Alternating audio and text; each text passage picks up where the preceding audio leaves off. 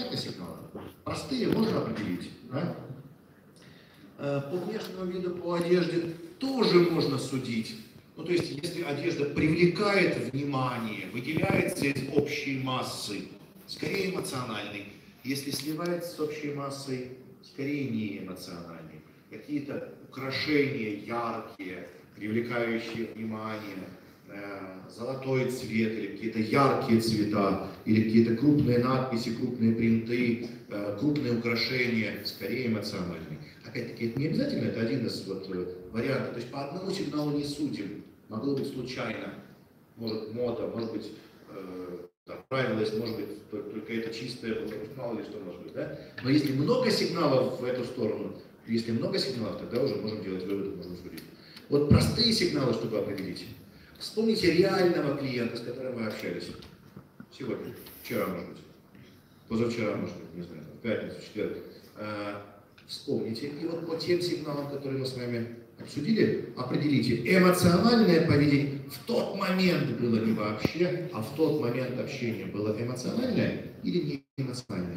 Получается, вспоминаете, определяете, да? Получается.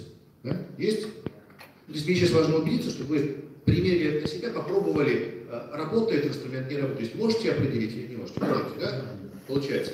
Ну, а если эти сигналы еще и выучили, и дальше там телевизор включаем, переключаем каналы и на экране определяем по таким-то сигналам такой или такой.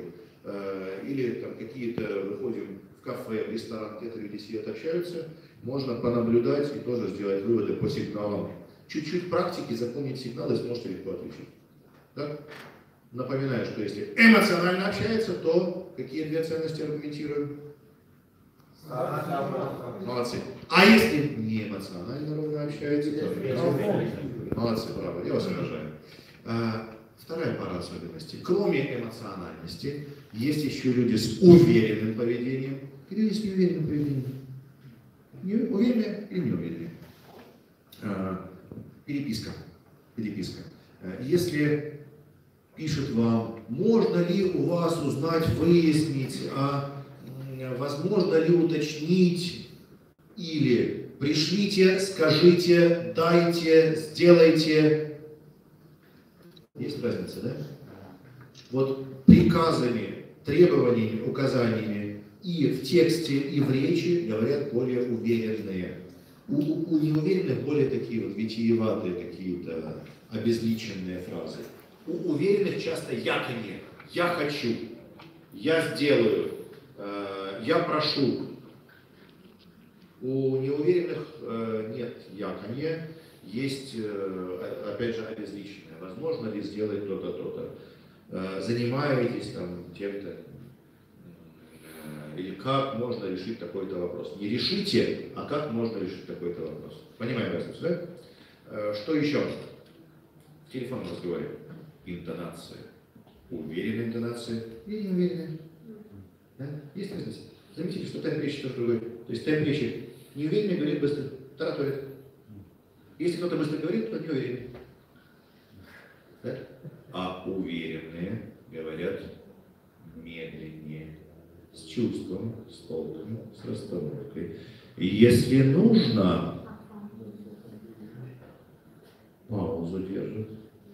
А неуверенный будет заполнять паузу. Ну, вот, как бы, слова-паразиты, тянет звуки, или повторяет, повторяет сказанные слова. Ну, в общем, можем уже отличить, да? А при встрече что еще добавляется? При встрече добавляется еще внешний вид и жестикуляция. Вот жестикуляция здесь такая. У неуверенных очень много лишних каких-то жестов. Очень много незавершенных жестов, когда вот незавершенный начал говорить, тянуться, не доделал. Дерганные какие-то, рваные жесты бывают, такие. У уверенных плавные жесты, более плавные жесты. И есть еще